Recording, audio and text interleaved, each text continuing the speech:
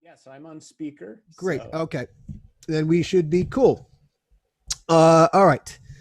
Oh, am I recording? Yes, and I'm recording too. Okay, good, good, good. All right. Got all the You're seeing tech how out of the the way. sausage is made, Walter, That's right. Good. and it's not pretty.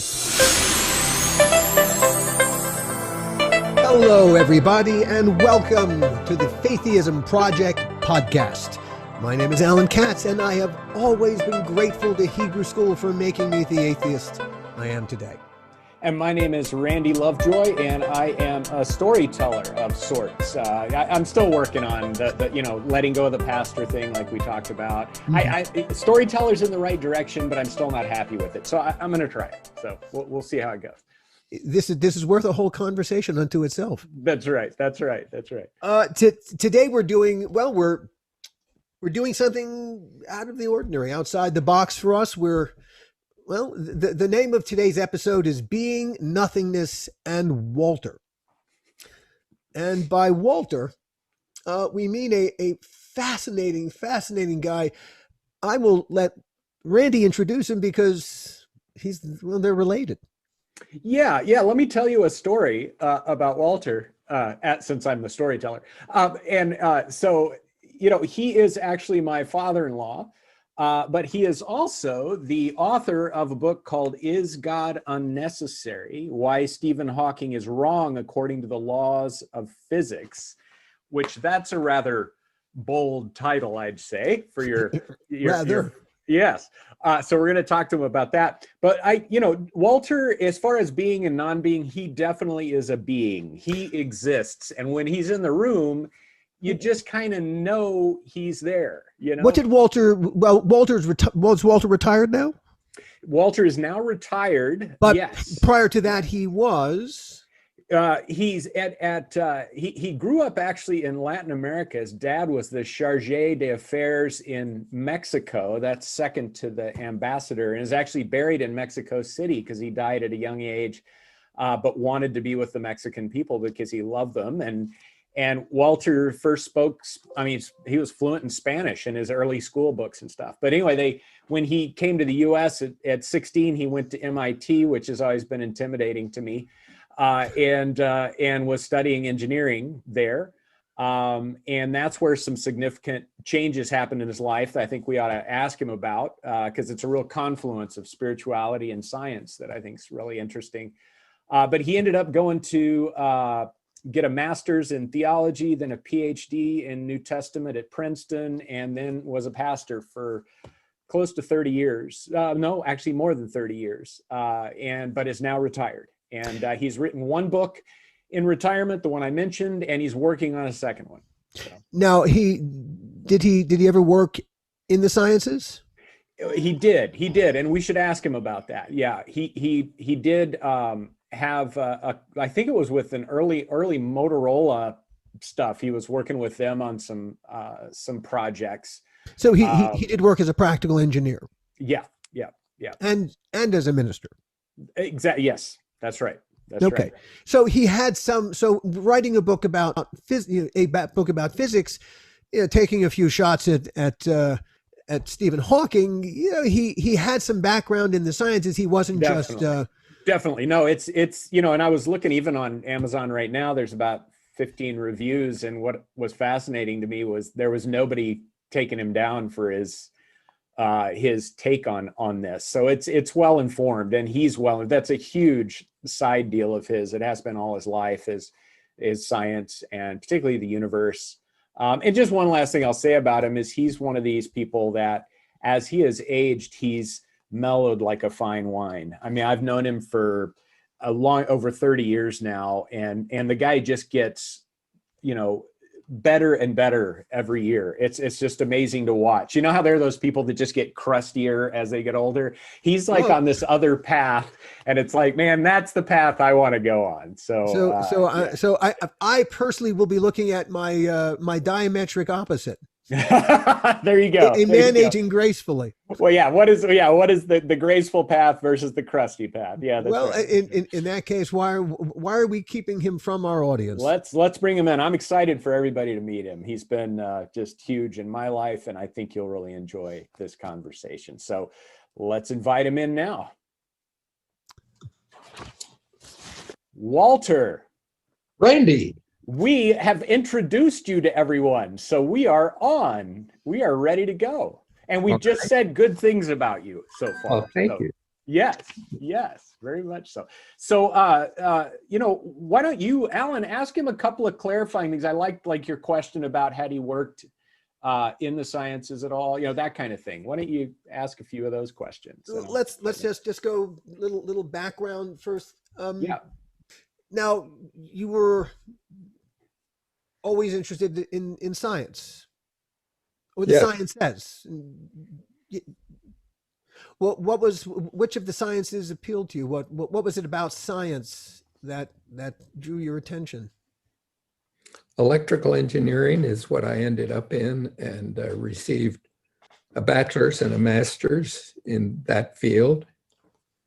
And what attracted me to it was calculus. I liked calculus, and electrical engineering had a lot of calculus. What is it about now? Calculus is in essence a language. Yes. I mean, well, all right. Theoretically, all right. Math is your thing, and math is in essence a language. Would you not say? Yes, definitely. Yeah. It is a way to describe the physical world in a way other than words. It describes it using numbers and values and math. says the guy with no math skill whatsoever, but the language of math makes sense to you. Good, very much so. What's like one or two factoids related to math or calculus that intrigue you? Well, one scientist wrote a book called, he's agnostic himself. He wrote a book called Is God a Mathematician? That's the title. And he is amazed by the fact that mathematics describes much of the universe. How can it be that the universe is in mathematical terms, like the orbit of planets, the orbit of stars, are described perfectly by an ellipse or But in essence, isn't that why Isaac Newton invented calculus, was to describe in mathematical terms that multiple objects moving at the same time? Well, that was part of it. Maybe he discovered calculus, though. Maybe he didn't invent it. It already existed because the orbits of planets and stars already agreed with calculus. Calculus simply is a way to describe it that we can all agree with. All right. I mean, I'm asking, what is calculus? Well, and I mean, I think to that's the thing that's always intrigued me about math is like, what is it?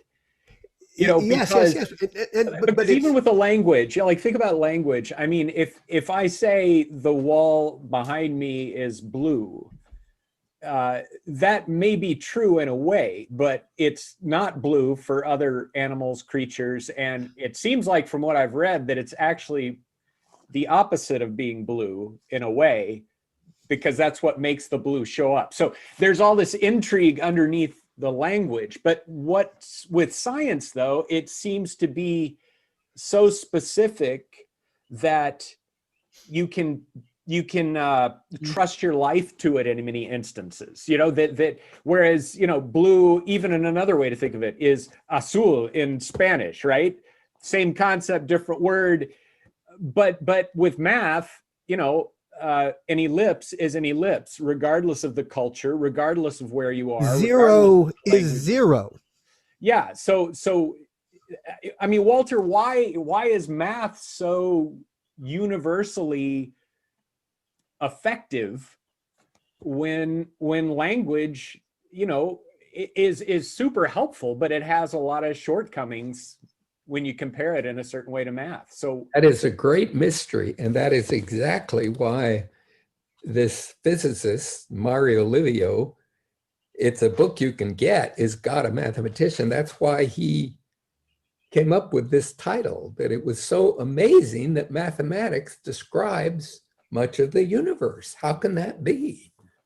Maybe the originator of the universe was a mathematician, he says. Yes, yes. Well, that is if you're supposing the calculus, all right, in the abstract sense, yes, the measurements exist, the explanation exists, the information exists. Let me come at it this way. We humans tell ourselves that we know everything that's going on because we see it, we can hear it. But the truth of the matter is we only see a little bit. We only see the visible light. There are other light spectrums that we do not see, filled with information that flies by us constantly. There are sounds we can't hear, smells we can't smell, plenty of things that we cannot sense. It is a constant flow of information to which we are oblivious. True. All right. So, in a sense, while everything is revolving around us, the truth of what is out there is out there. Our problem is, do we know it? Are we capable of knowing it? Are we capable of seeing it, hearing it, grasping it? Do we have do we have the equipment on board to, in the case of calculus, prior to Isaac Newton, no one figured out how to express the calculus. Can we put it that way? That really, what is that Newton's accomplishment where calculus is concerned is to have, did it exist before? Because that your thinking is that calculus, that the mathematics existed and we simply discovered it. Yes, okay. I would say that's the case. As opposed to, and I think the way that I'm approaching it is, we simply, the calculus, like mathematics, being a language, is something that we invented so as to describe these things in the same way that we figured out how to create words to describe a rock, this thing. And we all, in this tribe, we all agreed that rock, that rock. And then one rock, two rock, three rock, four rock, how we progress from one piece of information to the next. But yes, in essence, if you have four rocks lined up, there are always four rocks. Our ability to count four rocks is the innovation, and our ability to say one rock plus one rock. Now we've invented mathematics, a way to express via numbers, not words, this object and this object separately and together. What do we have? It sounds like what you're saying, if I'm hearing you right, is that you're not sure that what we're actually expressing in math is at bottom the truth that's really out there, but it's something we've grasped to this point, but there's a lot more out there and we can't really be sure that it is that in itself. Is that right? Or what I'm really intrigued by, Walter, is the idea that in essence the calculus always existed, that math always existed, and it was, in essence, the knowledge in the universe existed, and we are slowly acquiring it as we stumble upon it. That of course it always existed. That to think that we invented calculus is rather conceited of us.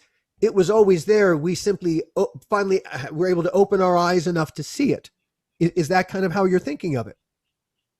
Well, that's a fascinating question. I'm intrigued more by a different question, and that is one that I take from a book by Sean Carroll, who is a physicist at Caltech. He's a present professor of physics at Caltech, called The Big Picture. And amazingly, he has a chapter called Are Photons Conscious? Now, you wouldn't expect that from a Caltech physics professor. I would not expect that. But the reason he came up with that is because— It's a cool question. It's a great question. Great question. The answer is no, they are not. But it is a cool question. Earlier in the book, he says that all of the fundamental particles are measurable so far and conform to the laws of physics. Therefore, he has a chapter saying there's probably no such thing as free will, because the particles all conform to the laws of physics, not to some other law of free will. But do they? Do all the now? All right. Isn't that part of the problem with quantum mechanics, that we're not sure if gravity works down on the quantum level, which would mean that the laws of physics are true one place and problematic someplace else. But they do work at the quantum level, because otherwise you could not even conceive of something like a quantum computer. If a quantum computer would behave any which way, there's no such thing as a quantum computer, but they do follow certain prescribed laws. But let me pursue what Sean Carroll is saying. Please. Since he says every particle so far that we have measured follows physical laws, there's no place for free will. And Stephen Hawking agrees with that. Mm-hmm. He says we don't have free will. We are simply advanced computers, very sophisticated computers. There's no free will in there. Now, my point would be that there is free will, and I can prove it by a simple Godunkan experiment, which is what Einstein often did. Mm-hmm. That was his favorite laboratory, was a thought experiment. And please say the name of the experiment again. It was a Godunkan. It's a German word for thought. Yeah. A Godunkan experiment. Yeah. Great. And Good. so my Godunkan experiment, which proves free will, is that if you were to ask me, sit me down with someone, and that someone would say, I'm going to give you 100 directions of 3 possibilities. Put your arm down, hold it straight up, move it up. And at the end of the 100, I want to see that you have obeyed me every time. Now, if I agree to that, if I say, all right, I agree to this experiment, then at the end of the 100, clearly, I will have done exactly what the experimenter asked me to do, thereby proving free will. I have the ability to make the choice that I want to make. Now, if there is such a thing as free will, how did it come from electrons or photons or quarks or muons? Well, whimsically, Sean Carroll says, do photons have consciousness? And that's where he leaves it. He doesn't really answer that. He does not particularly believe in free will. He says photons probably do not have consciousness. To be fair, we don't really know what consciousness is. Well, I just feel they've defined it pretty well. It's the ability to make a decision. Oh, yeah. But I mean, but physically, we have no idea. We have no idea how we're having this conversation, the three of us. Literally, where are these thoughts coming from? Oh, yeah, I know, somewhere deep in our brains, but what is memory exactly? Yeah, we understand sort of, but we really don't know where our ideas. Well, let me just push my argument to one logical conclusion, and that is the free will is not resident within an electron. I'm concluding it's not resident within a photon, not within a quark. Therefore, the only thing left from a scientific point of view is, well, there are two possibilities. It's something we've not yet discovered, or Always a possibility. it's supernatural. And I would say it's supernatural because science has not yet discovered it. And according to the logical rules of science, it's an impossibility because it's not in a quark, it's not in an electron. And like Bryson says in his book, A Short History of Everything, we can pick ourselves apart. Yes. Part by part, Yes. put it on a table, and all we've got is a cloud of dust. All we have is particles. Mhm. Where did life come from? We're asking the same question. Will come Yeah. from? When, Did that. But of course, a reductionist does not want to admit that there may be a God. But I say science proves that there is a God, because so far science has not been able to answer the questions of reductionism. But all right, but science is always willing to say three words in response to a question. I don't know. Yes. And that is an acceptable answer. I don't know. Now, the thing with faith is that I don't know is not acceptable within that, because isn't that the point of the faith, is to know the things that the scientist requires so that he does know. These you can get by with in matters of faith, because I don't know is not an impediment. So in a sense, it's the God of the gaps. The I don't know has gotten smaller and smaller and smaller in some respects. And yet I would also, I think of it this way. We have no idea, really. We can only guess what's on the other side of a singularity at the very bottom of a black hole. We have no idea what's on the other side. It's entirely possible that you'd cross over to the other side and you could be staring into the face of God. A scientist cannot say, no, that's an impossibility, because we absolutely do. We can't answer that. I don't know.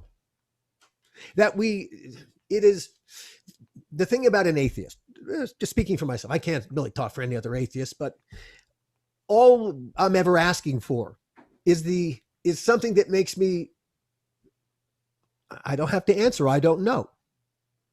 And it's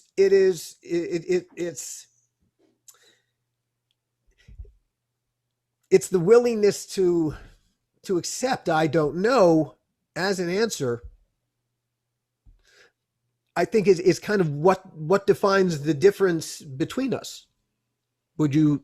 I don't know is an acceptable answer. However, it's inconsistent with science as we know it. How so? As we know it, it's what Feynman would call cargo cult theory. He has this strange term, cargo cult theory. He was a remarkable person. If something is not scientific, if it does not follow the known laws of science, he says it's not science. If you can't prove it in a laboratory, it's not science. It's cargo cult theory. So someone can say, I don't know whether there's a God or not, but I think he needs to admit that that answer is not a scientific answer. I can't prove it would be more scientific. There's no measurable, repeatable evidence that I can present, that I have seen, that has been peer reviewed successfully. Very good. Peer reviewed successfully. Very good. There you go. There you go. But My work here is done. But like, to me, the peer review the thing, and I don't know, I'd be interested in what both of you think of this, but to me, the peer review for Christianity is the fact that it's lasted as long as it has, that it's had the impact that it's had, that it continues to have an impact in people's lives well beyond when many Enlightenment thinkers thought we just shed that part of who we are and move on. Can I play devil's advocate? Can I play devil's advocate? Yeah, well, but I mean, to me, that's peer review. I would say the peer history is not the peer review. Buddhism is the peer review. Taoism is the peer review. Hinduism is the peer review. Judaism is the peer review, and Islam is the peer review, because those are the competitors. History is simply marking time. How do well, no. Feel about Christianity? How does the peer review to me would be all of the different gods, beliefs, thoughts, and cultures that no longer exist, versus a Christianity that has made it through. Why no longer exist? Because that's not who it's competing against. Its peers are the ones that it's competing against in the marketplace, which is, well, it was competing with them in the past, and they don't exist anymore as a significant approach to faith or religion. You don't get to play in the marketplace of the past. You get to play in the marketplace of today. You're not selling the idea to the past. You're selling the idea to the present and the future. Well, okay, so what you're saying then is past approaches to cosmology have nothing to do with today's science because it's only about today? I mean, to me, part of why Western science works is because past views of cosmology have shown themselves not to be as effective. And modern science today is seen as the most effective approach to those questions. So I mean, you can't remove it from history and say that past history has nothing to do with it. That is not what I said. Well, you did. You were saying that the fact that there were other faiths before that no longer exist has nothing to do with Christianity. But the competition, as with science, you have to keep updating. You can't go, well, the science was, the science was back in when the science that was good enough for Aristotle is good enough for us. But that's not how it plays, because every time there's something new, we got to update the science. Now, Christianity is beginning to realize it's got to play the same game, which is kind of the...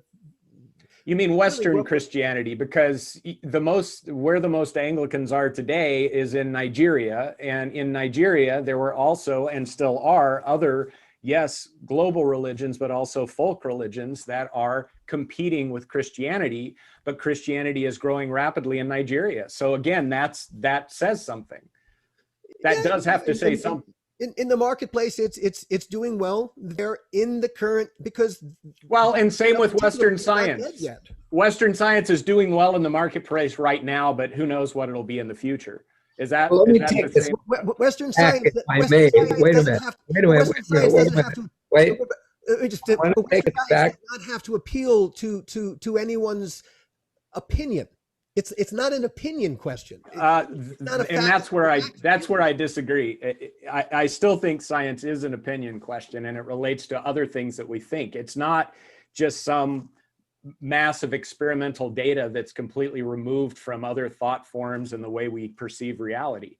It's deeply integrated into the way Western people see the world. Deeply. That science is. Yes.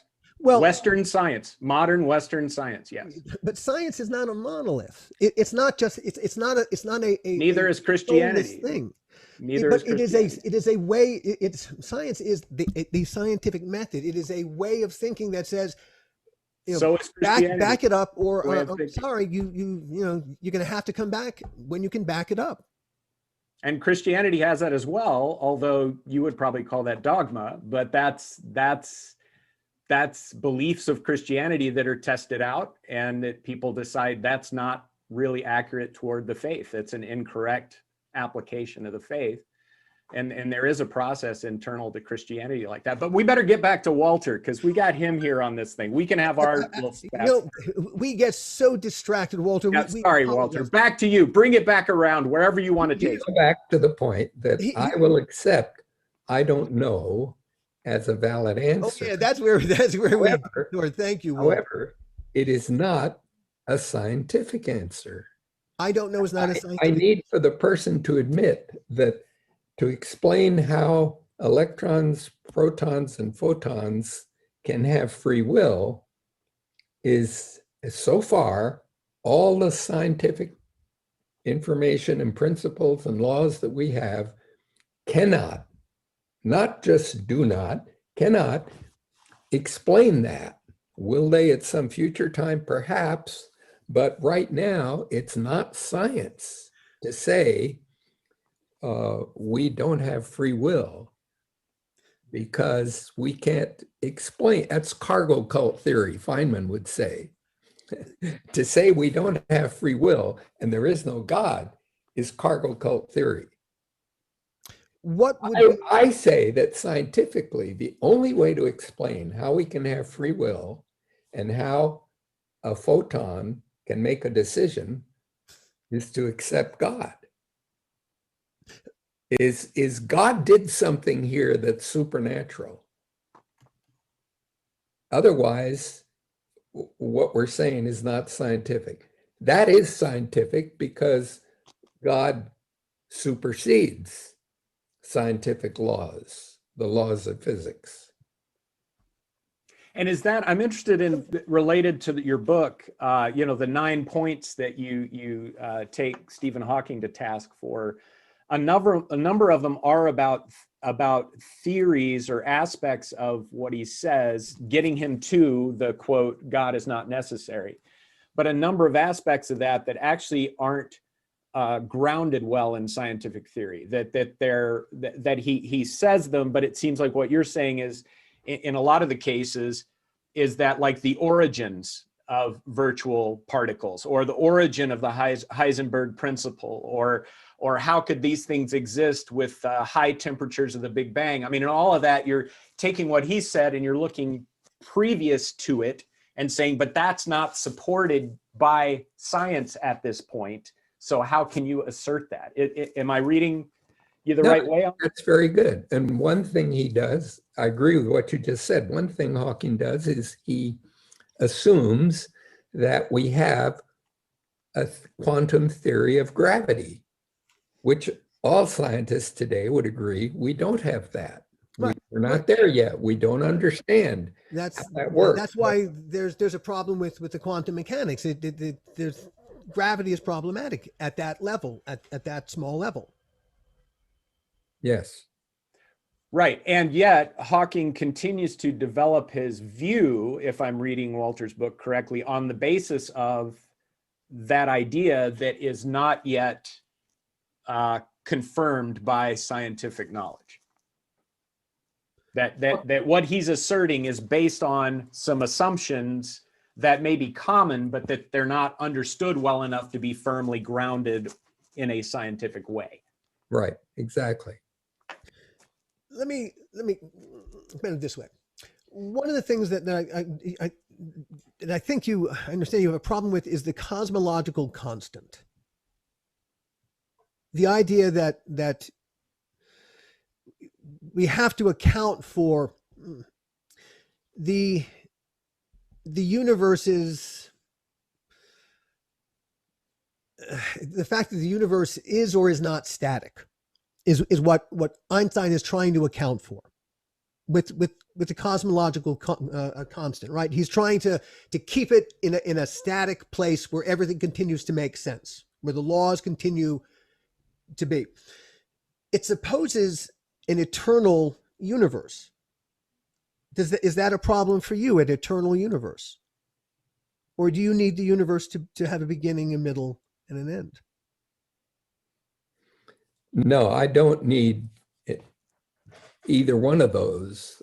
I think the cosmological constant is something that a lot of scientists are now agreeing with. And the universe is not static, it is expanding. Two famous tests that were carried out, scientific experimental tests, showed that the universe is expanding, Mm-hmm. it's accelerating Right. in its expansion. And so that's just a laboratory experiment. I don't have a problem with that.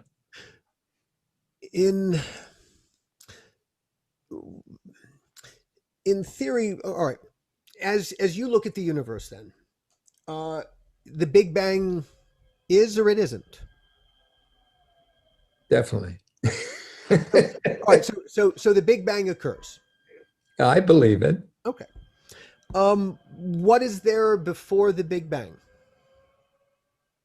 That we do not know, and I do not think that we can know, because at the temperature of the Big Bang, everything is molten lava. Everything is melted. The temperature is so high. Did time? There are no electrons or protons. Did time exist before the Big Bang? We don't know. Scientifically, we don't know what existed before the Big Bang. Did it, everything that was compounded into this singularity, this is something, so this something that was the singularity, did this always exist, or did this somehow emerge out of nothing? Did something come from nothing? No. Something has always existed. No. God has always existed. How is that possible? That I don't know. That's a great question. And the answer to that is, I do not know. And I have asked that question so many times. That's not a scientific, Walter, that's not a scientific answer. No, it's not. No. I was just hooking back. Well, but it is a scientific answer, but I didn't get there by a scientific process. Yes. Well, let me ask, I want to ask this of you, because I think this is one of the things I see a lot of people struggle with, which is, okay, so I'm going to give you an A, B, or a C, Walter, in how you connect to these things, okay?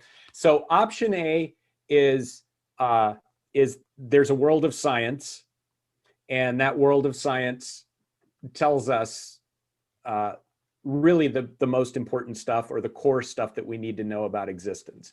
Option B is there's religion, and it's the religious approach that tells us what we need about core existence. But here's the thing.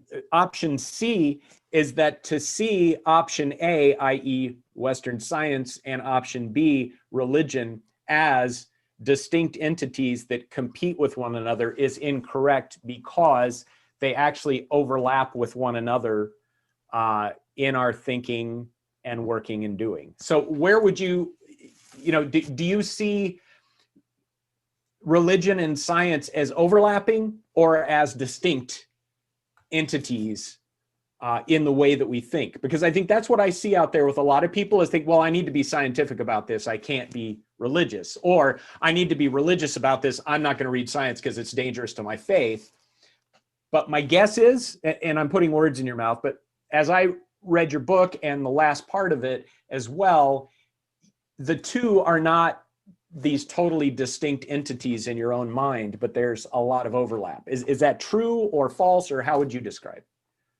Well, that's a great question. Very good question. I would say there is an overlap in that God, who existed before science, created science. So there is an overlap. God created the laws of physics. Why is speed, why is the speed of light the maximum speed that can be attained? That's a question that science has no idea about. And I would say the answer is because God decided that.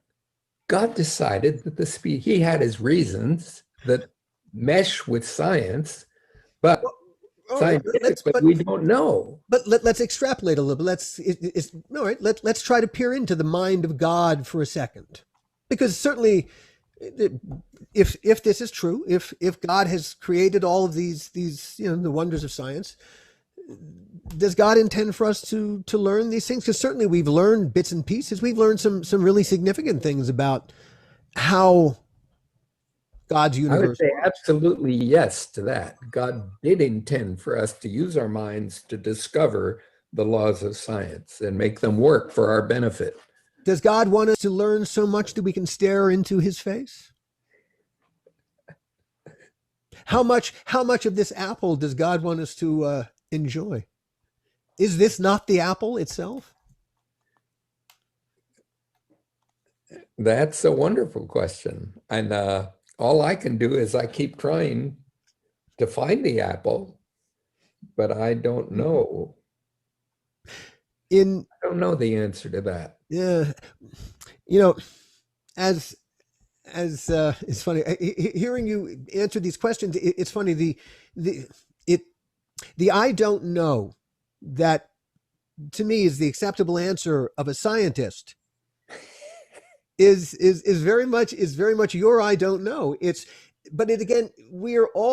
remarkable how we're really talking about the same thing using slightly different vocabulary. When I talk about the mystery on the other side of a black, on the other end of a black hole, there's some string theory that suggests that would open into another dimension.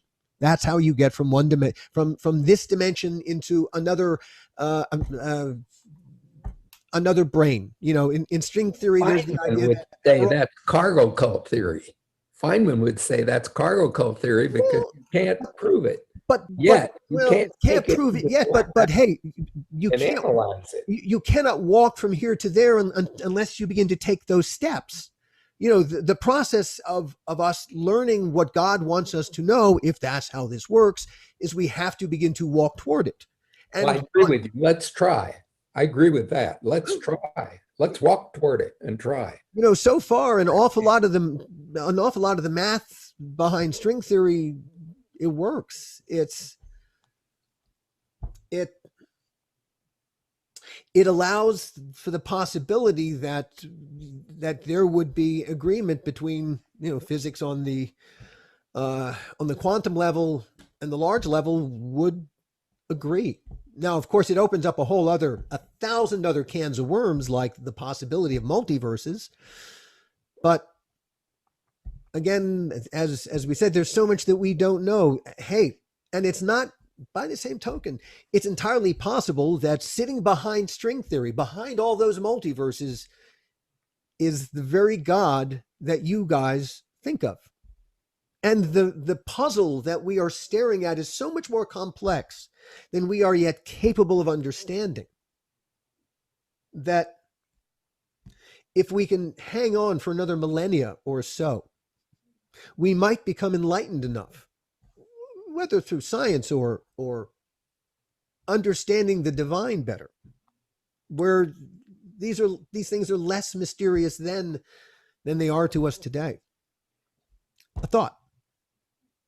But isn't that, I mean, yeah, go, Walter. I was just going to say, you, Alan, are a very articulate exponent of thoughts.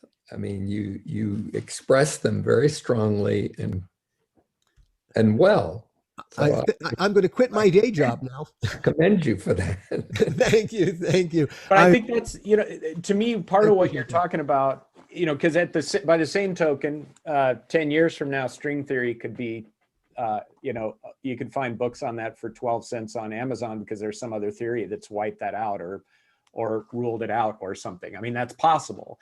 But I think that's where, there is this view of Christianity for sure, that it's that the knowledge that we have is revealed. It's revelation. It's not just something that somebody made up. And I know that at least in our previous conversations, Alan, your take is really, it is a really great invention in some ways, and also a dangerous invention in some ways. And that does not take but that takes nothing away from it. That does not mean it has no value. But the point of it to me is that's not how Christianity has understood itself. It has not understood it.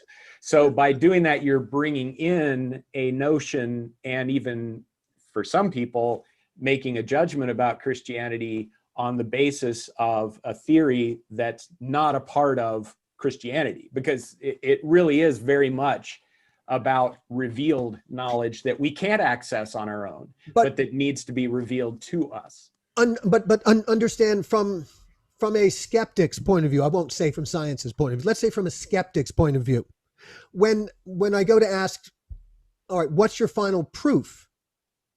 Rather than saying, well, here it is, here on a piece of paper, it's trust me. You're going to have to trust me on this. And trust me that the version of God that I am talking about with the authority, not my microphone, with absolute authority that I speak for the deity. Yahweh speaks through me. I understand Yahweh better than anybody else. I speak for Yahweh. And I say that Yahweh does this. Trust me. That, from a skeptic's point of view, is hard. Right. Because but I know a guy over there who says Yahweh right. says something completely different.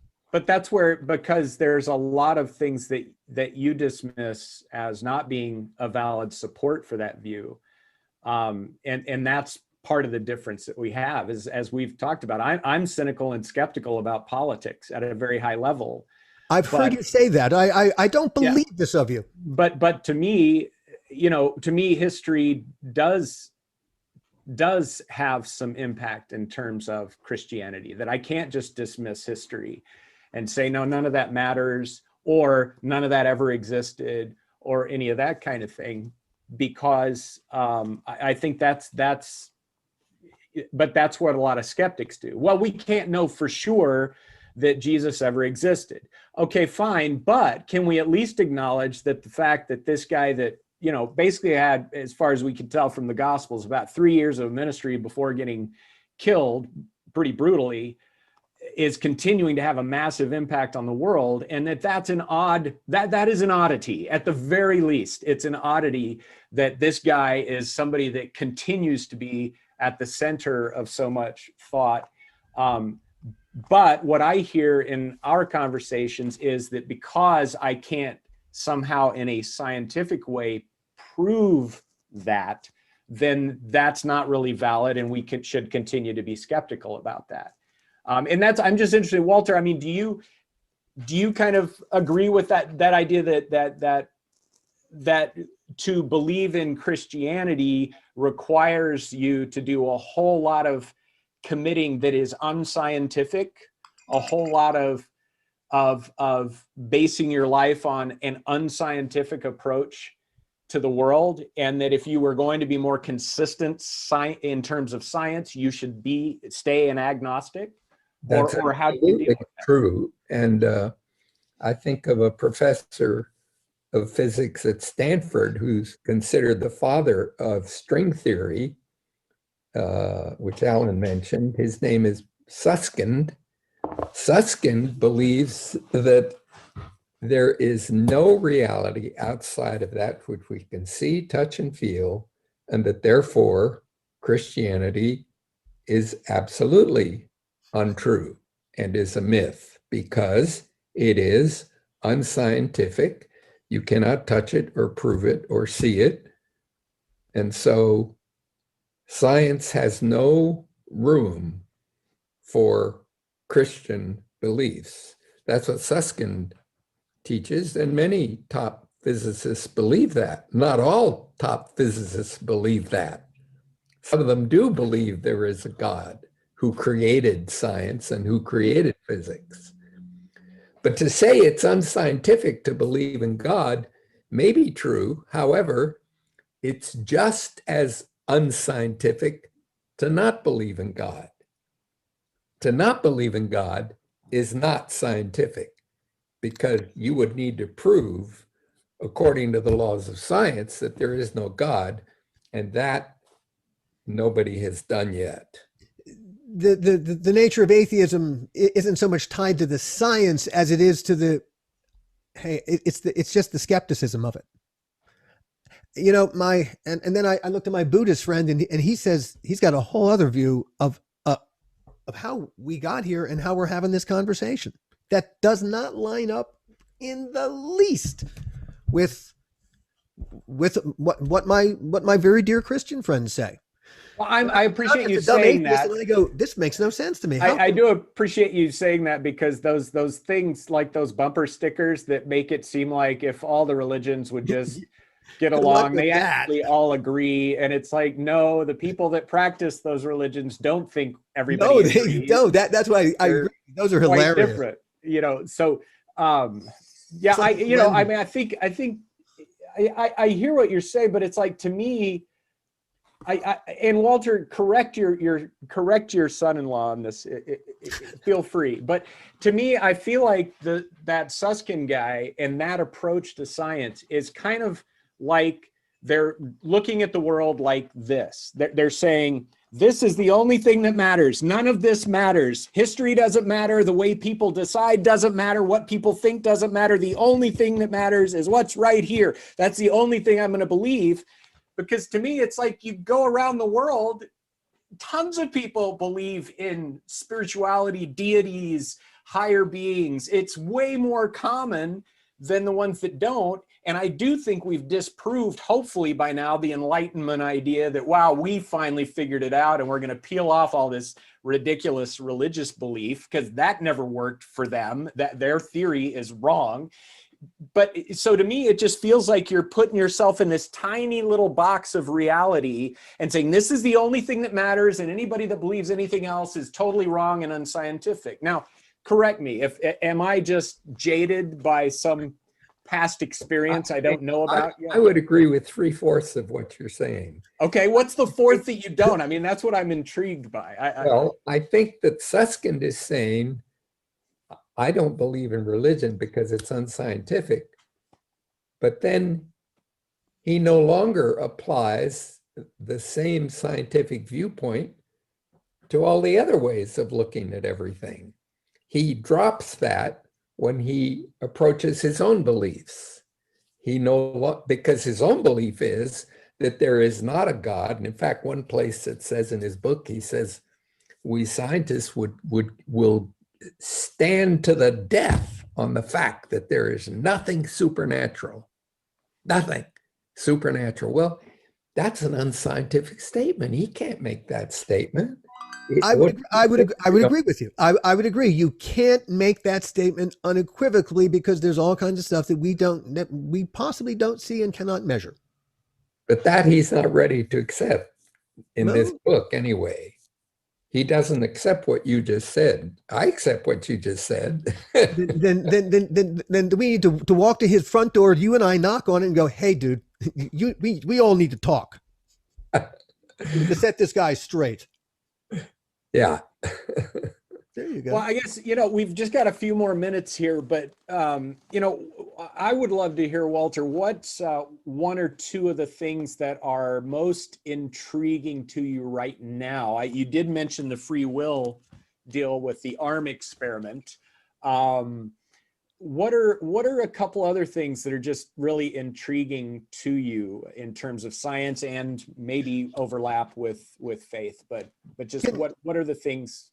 Can I ask that a slightly different way? Sure, go for it. Now, you've made a journey, through, it's called science and technology, but you've also made a spiritual journey. What was at the beginning of your spiritual journey? What were you seeking? Do you remember? What was it that, even as you had a mind for science and calculus, things like that, it didn't answer everything. There was still questions unanswered. Well, again, that's a profound question, and I think it's a great one. And to my knowledge, I was not looking for anything. I remember being a member of a fraternity house. At this time, I was an agnostic. I was 18 or 19. An important point. So you came from a place of when you describe your agnosticism, what do you mean?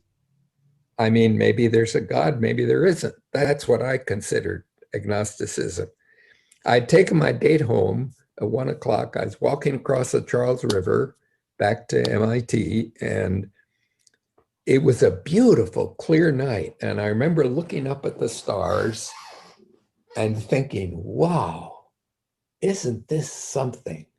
Where did all this come from? And the thought came to me very briefly, maybe there's a God, Walter. maybe there is a God. And my answer to that was, out of my profound agnosticism, I remember walking across the bridge and I thought, well, he's never tried to talk to me. I don't believe in him. He hasn't tried to reach me.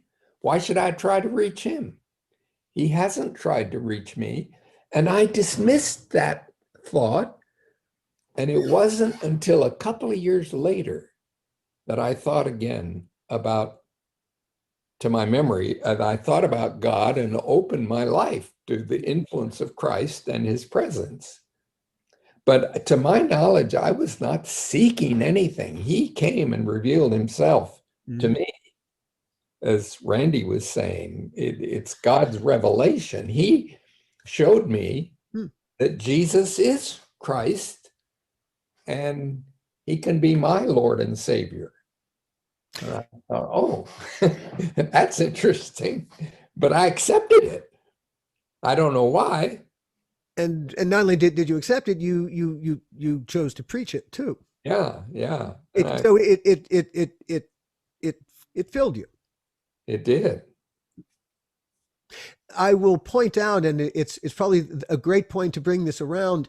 When Randy and I began this podcast, it was the first question, the question that we're answering is, what is spirituality? And we both began our conversation 15 plus years ago with a recognition that it's in response to awe.